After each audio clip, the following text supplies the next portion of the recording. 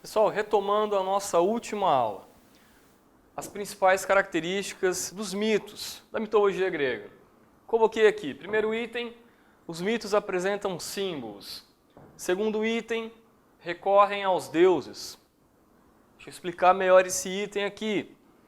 Em geral, os mitos apresentam a figura dos deuses, tudo bem? Aliás, isso tem sido muito visto recentemente, nos últimos tempos, no cinema, por assim dizer, não é? Cinema norte-americano, principalmente aí explorando, agora justamente com recursos 3D, etc., para ficar mais legal e tal, os deuses gregos. Os acontecimentos naturais possuem explicações metafísicas, ou seja, sobrenaturais. Aqui somente alguns itens. Um outro item, pessoal, um outro item que eu acho que é interessante apontar, não é? O mito não apresenta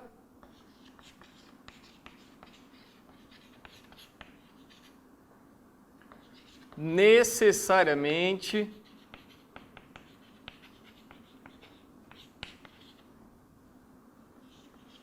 coerência. Como assim? Deixa eu explicar isso. Lendo assim fica uma coisa meio estranha. O mito não tem a coerência muitas vezes que a gente espera, tá certo? Eu vou citar um exemplo para nós entendermos bem. Então vamos pensar, por exemplo, no mito do Édipo Rei. E aqui já então cito um exemplo, tá? Exemplo. Mito do Édipo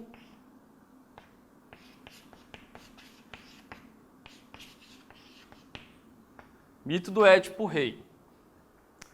Ok? Primeiramente, então, o Édipo, não é? Uma figura aí que, aliás, foi utilizada pelo próprio Freud, não é? Na sua psicanálise, então, uma figura mítica. Não é?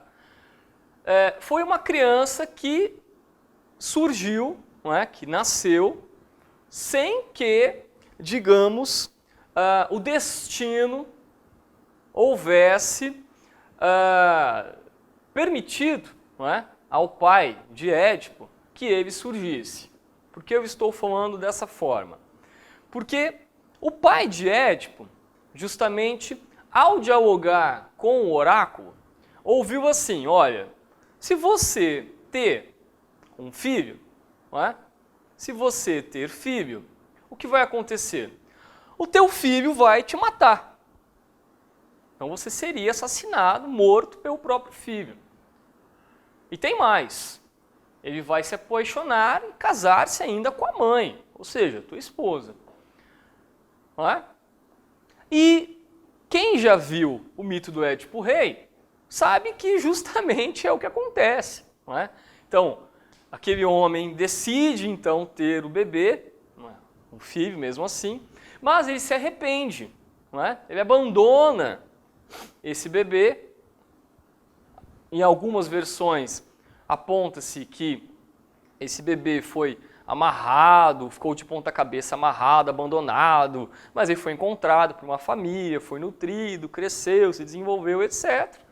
E no final da história, só para você entender onde eu quero chegar, um belo de um dia, enquanto Laio, esse pai então do Édipo, andava por uma estrada, se depara com um jovem que não quer dar caminho, não quer abrir espaço, não quer dar caminho, eles entram em conflito e esse jovem, que é o Édipo, mata Laio, mata o pai, sem saber que é o pai. Não é? E depois chega a Tebas, apaixona-se por uma mulher, Jocasta, relaciona-se com ela e descobre então que era a sua própria mãe. Jocasta, mãe de Édipo, comete suicídio e o Édipo, por fim, decide cegar a si mesmo, ou seja, tirar a sua própria visão. Sem contar que nesse meio tempo tem os diálogos de Édipo com a esfinge até ele chegar ao reino de Tebas, etc. Mas o que eu estou tentando apontar é que a coerência que a gente espera, digamos que uma coerência lógica até, você não encontra necessariamente em todos, na mitologia grega, por assim dizer. Então não adianta ficar com aqueles questionamentos do tipo, mas por que o destino foi dessa forma? Mas por que o Édipo tira a sua própria visão? O que isso tem a ver? Não é? Então aqui tem o simbólico. Por que ele tirou a própria visão? Porque ele não suportava contemplar, ele não suportava ver a realidade que se dava ali a ele. Não é? Então, quer dizer, é o simbólico. Não é? Por que ele não tirou a própria audição, ou olfato, ou paladar? Ora, se você conversasse com qualquer pessoa, eu imagino, ou com a maioria das pessoas, e dissesse a ela qual é o sentido que você mais privilegia, talvez a maioria diga que seja a visão. Não é? Então ninguém quer ficar sem a visão. Claro que todos os outros sentidos são importantes, ninguém quer ficar sem paladar, por exemplo, você quer comer a picanha, sentindo aquele saborzinho da picanha, você quer comer pizza, ir no rodízio de pizza, sentir o sabor da pizza. Claro que todo mundo quer ter paladar, mas se você tiver que, na hora H, imagina, escolher ficar com a visão ou com o paladar, você fica com a visão. Não é? Você não vai ficar com o paladar e ficar cego, por assim dizer. Ok? Vou citar um outro exemplo. Outro exemplo. Mito do Prometeu. Acorrentado. Mito do Prometeu acorrentado. Prometeu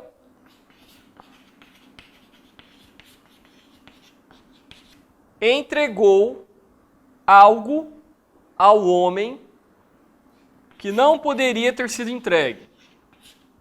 Entregou o fogo.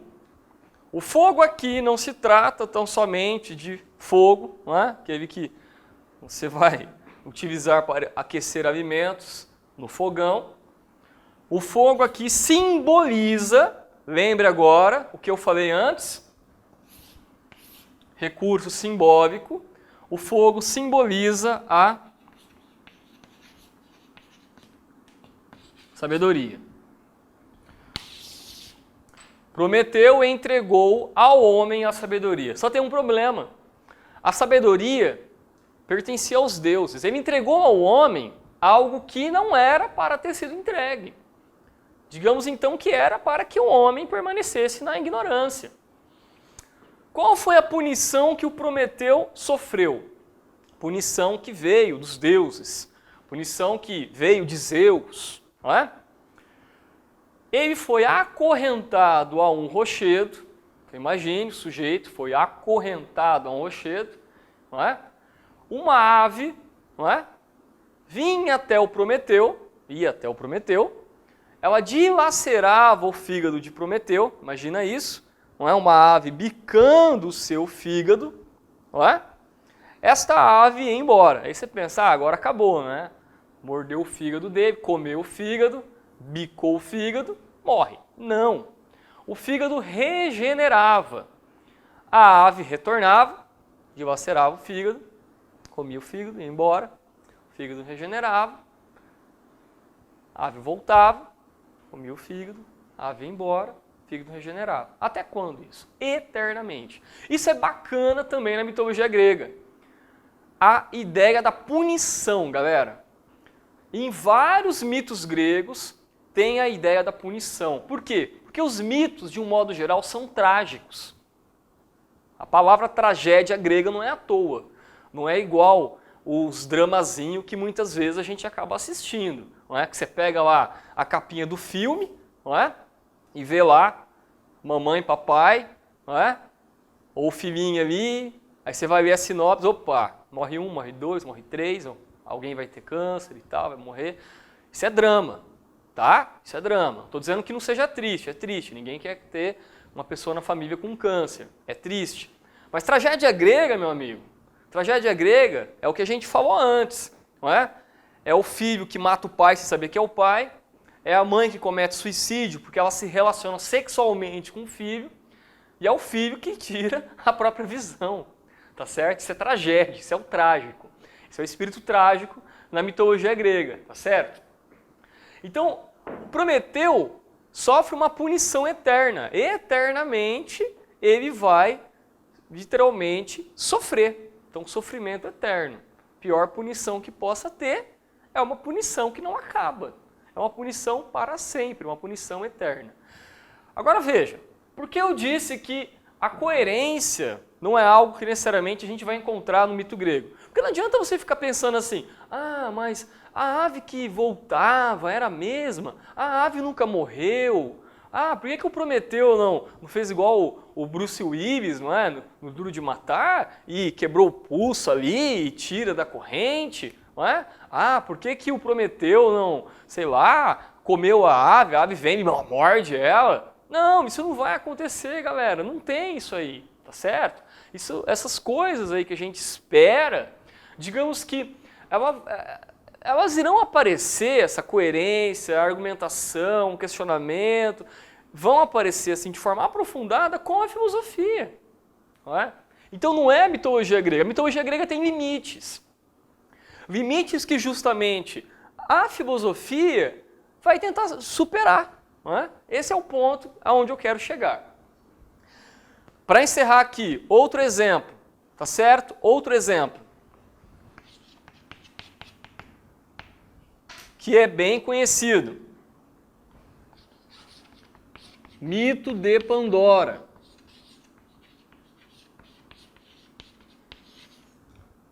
Por que o mito de Pandora? Porque digamos que o mito de Pandora é praticamente uma continuidade do mito do Prometeu acorrentado. Prometeu foi punido, mas o homem tinha que ser punido. Os homens teriam que ser punidos. O mundo tinha que ser punido. Então o que aconteceu? Uma mulher foi criada, Pandora, foi confeccionada, digamos, por Zeus. Esta mulher, Pandora, ela tinha o dom da curiosidade. É engraçado falar isso, não é? Mas pô, como assim o dom da curiosidade? Não é? A armadilha, minha gente, não era necessariamente a caixa que Pandora recebe. A armadilha era Pandora. Porque quando a caixa é entregue a Pandora, é dito assim a Pandora: olha, você não deve abrir a caixa. Mas como ela tinha o dom da curiosidade, o que acontece? Pandora quer dar uma espiadinha, não é? Então Pandora faz igual a criança que muitas vezes vê algo proibido, vai lá e quer fazer o proibido. Mas se ela entende que aquilo não é tão proibido assim, pode ser que ela nem tenha curiosidade de ir até lá xeretar, digamos. Pandora abre a caixa. O que sai de dentro da caixa? Todos os males. Peste, doença, dor, sofrimento, morte. Tudo aquilo que nós entendemos como ruim, os males do mundo, saíram de dentro da caixa, mas Pandora fecha a caixa e lá dentro permanece a esperança. Vamos lá, ditado popular que todo mundo já ouviu, não é? A esperança é a última que morre. Não é? Em geral, você escuta isso quando você está na merda, não é? Ou seja, em um momento bem ruim. Esperança é a última que morre. Entenda, o mito de Pandora, ele tem uma função muito interessante. Ele apresenta uma explicação para a origem dos males no mundo. Certo? Então, como que os males surgiram no mundo? Vamos lá, né, pessoal? Essa não é uma pergunta que a gente faz. Porque por mais que eu diga assim, o homem faz o mal, a mulher faz o mal, o ser humano faz o mal, as pessoas fazem o mal. Todo mundo entende isso. Agora, há determinados males, há determinadas maldades que nós ainda nos questionamos. Mas como que o ser humano, como que há pessoas que têm justamente desenvoltura para realizar aquele mal? Não é? Então, digamos que, da sua forma, o mito de Pandora tentava, então, explicar isso. Ok? Agora veja, citei alguns exemplos? Citei alguns exemplos. O que eu quero agora? Eu quero que nós entendamos, que você entenda, pessoal, que vocês entendam comigo a passagem da mitologia. Irei colocar uma flechinha aqui agora. Sou meio que viciado nessas flechinhas, mas acompanhe aí comigo para não se perder. A passagem da mitologia à filosofia. Como foi essa passagem? Ok? Por que o grego deixou de recorrer à mitologia para recorrer à filosofia grega? Como que houve o nascimento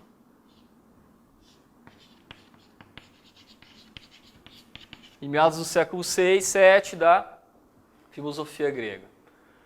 Como que foi esse nascimento? Então vamos lá. Tem um pensador francês que vários livros didáticos apresentam o pensamento dele. Entre eles, um livro didático do qual eu gosto muito, o Filosofando. Tem um pensador francês chamado Jean-Pierre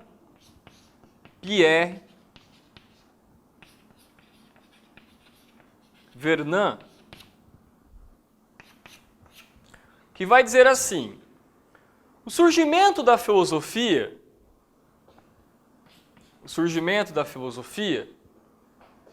não foi um milagre grego. Vou explicar isso.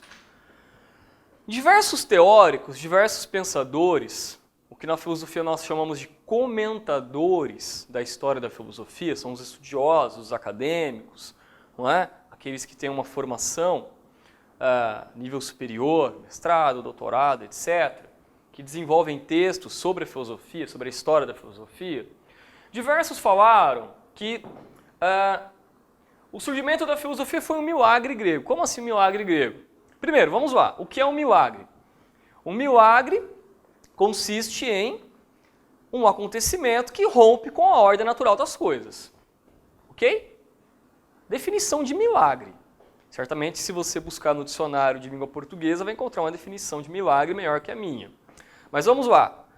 Chega aqui agora uma pessoa, ou chega até você, não é? Uma pessoa cadeirante, certo? Ela está há 30 anos ali naquela cadeira de rodas. Já passou em vários médicos, não é cadeirante, ela não voltará a andar, ela não tem movimento nas pernas. Cadeirante, ok? Certo? Ocorre um milagre, a pessoa levanta e sai andando. Por que a gente chama isso de milagre? Por quê? Porque, segundo a ordem natural dos acontecimentos, das coisas, dos fenômenos no mundo, aquela pessoa teria que continuar naquela cadeira. E se ela levanta e sai andando, eu chamo de milagre. Aquilo rompeu com a ordem natural. Então veja, voltando aqui. Quando alguns pensadores diziam que o surgimento da filosofia foi um milagre grego, qual a impressão que se dá? É que a filosofia nasceu da noite para o dia. Então, o grego acordou e falou assim, olha, eu vou desenvolver filosofia, porque esses deuses aí não existem, Zeus, Poseidon, não existem. Vou desenvolver filosofia, pronto, acabou. Não é? Então acordou falando que ia fazer filosofia. E não foi isso. Então Jean-Pierre Vernant vai dizer, olha, não há uma total ruptura entre a mitologia e a filosofia. O que é uma ruptura? Ruptura. Quebra da continuidade. Quebra do segmento, não é isso? Você teve uma ruptura no relacionamento. Quer dizer ruptura? Rompeu o relacionamento, acabou. Passou, não é? Vai arrumar outra pessoa. Não vai mais continuar naquele relacionamento. Isso é ruptura. Quebrou. Não vai continuar. Tá certo? Isso é ruptura. O Jean-Pierre Vernant vai dizer assim, olha, não tem ruptura. O que tem? Mas também é uma continuidade, assim, do tipo, não é? Como se fosse uma continuidade, assim, uma linha que continua. Não. O que tem, minha gente, é um processo histórico, é um processo de mudança que vai gradativamente fazendo com que a filosofia surja. Então, quando eu digo que a filosofia surgiu em meados do século VI e VII, pessoal, não tem hora marcada, não é? Ah, a filosofia surgiu, não é igual ao nascimento de bebê, não é verdade? Ah, a filosofia surgiu às 2 horas da madrugada do dia 12, não é? Não é assim que funciona. Então, há um processo histórico. Entre o processo histórico, você pode considerar, não é? Surgimento da moeda, uma série de questões políticas também, não é? O surgimento da polis, conteúdo de história, o que é a polis? A cidade-estado. Por exemplo, Atenas era uma cidade-estado, era uma polis. Isso contribuiu também para o desenvolvimento da filosofia. Ok? Então, a ideia central nesta aula é que vocês entendessem algumas características da mitologia grega e, a partir dessas características, que vocês entendessem que houve um processo de mudança no bojo do pensamento, da cultura grega, que resultou no surgimento, no nascimento desta ciência, deste amor à sabedoria, que é a filosofia. No mais, pessoal, ficamos por aqui.